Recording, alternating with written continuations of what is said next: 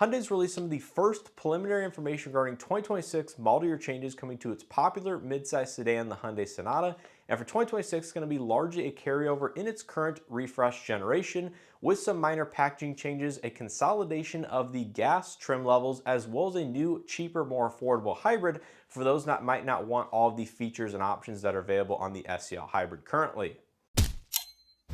So I do just want to put a quick disclaimer here at the beginning of this video, and that this is the first preliminary information regarding the 2026 model year changes coming to the Sonata, which means this may be subject to change here over the coming weeks or coming months as we get closer to the actual production start date for this vehicle here in the US market. But overall, I believe this information to be correct, and I don't expect any major changes, but anything that does change, I will update and leave down in the description as well as the comment section if I do receive that information. And similarly, pricing has not been released for this vehicle quite yet, but I will leave that linked down in the description below if you guys want to follow up and compare it to how that stacks up to 2025. Of course, this vehicle is still assembled over in Korea and imported here into the United States, so we don't know the exact impacts of any tariffs quite yet on Hyundai models specifically produced overseas or for the pricing that has not been released yet. And all of that information will be forthcoming, and I will update you guys here on the channel.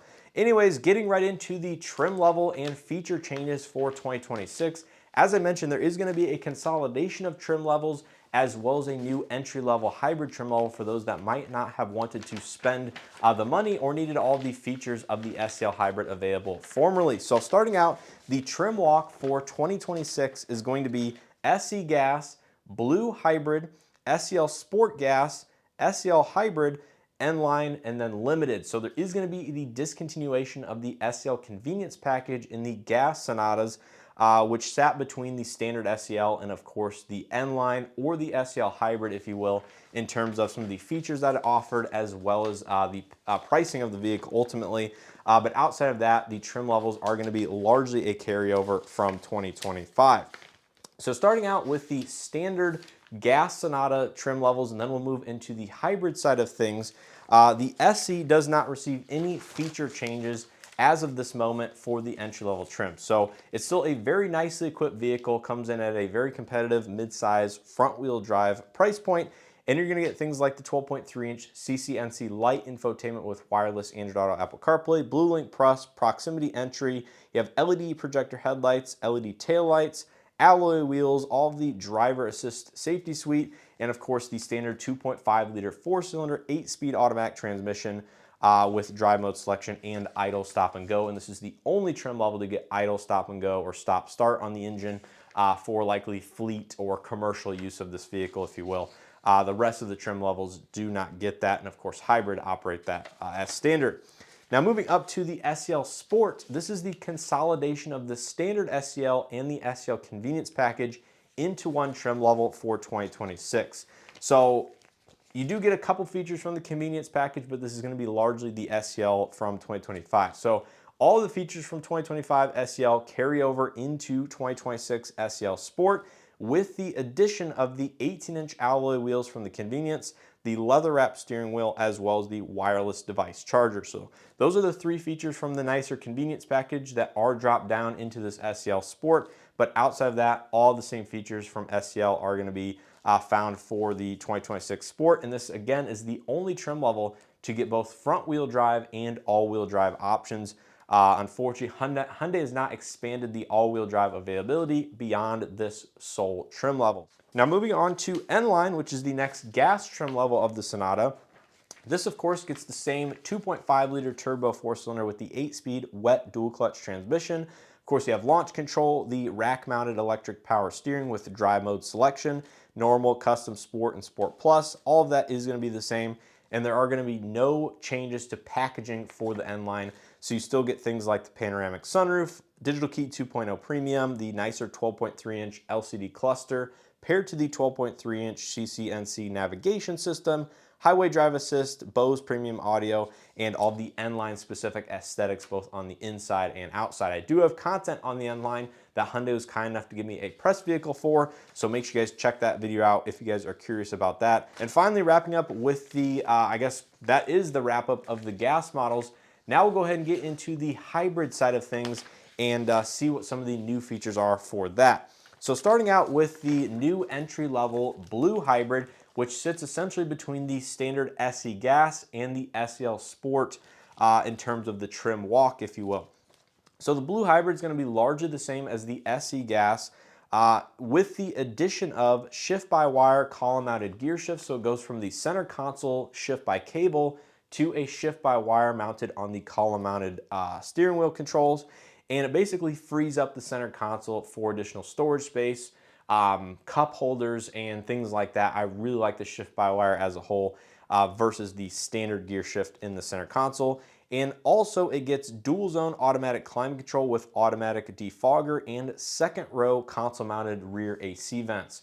Those are all the features it gets over the standard SE, and really nice to see that. I think this is a very nicely equipped entry-level hybrid model for the lineup in terms of a sedan. Now moving on to the SEL Hybrid, which was formerly the entry-level price point for the hybrid lineup as of this refresh. It is technically losing a couple features from 2025. So in terms of the features that are going away from the SEL Hybrid, it is losing the four-way power passenger seat, and the Digital Key 2.0 Premium are going to be no longer on this particular trim level. However, the notes do say it is getting the panoramic power sunroof as part of this equipment, which was formerly on the SEL Convenience Gas, the N-Line, and the Limited Hybrid for 2026. So if that ultimately does come true, you're losing the power passenger seat and Digital Key 2, but getting a panoramic power sunroof instead. Now finally moving on to that fully loaded Limited Hybrid, this is going to be basically an exact carryover from 2025 in terms of features.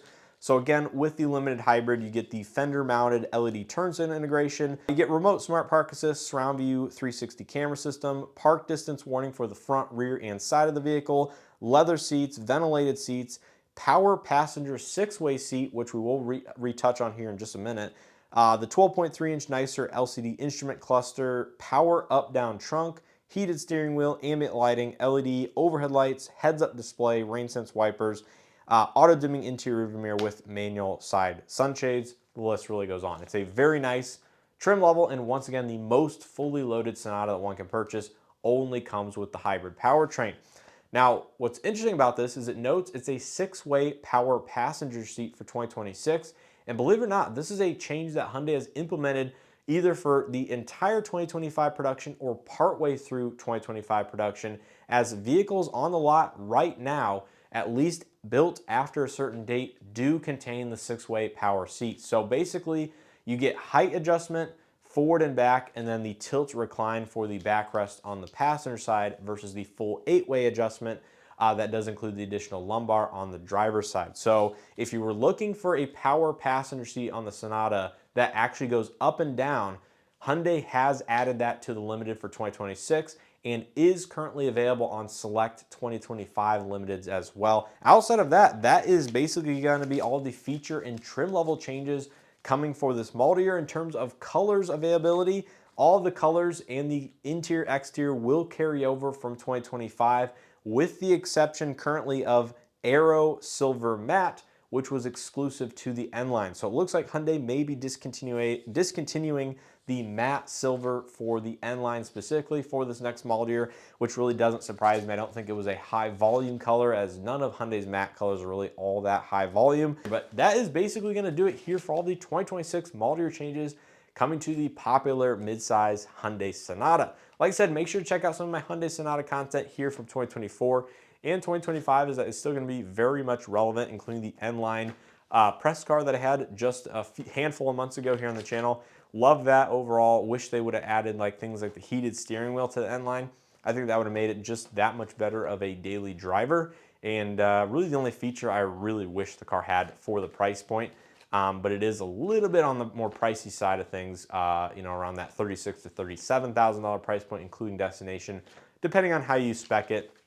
But all in all, I still think it's very competitive in the midsize sedan segment.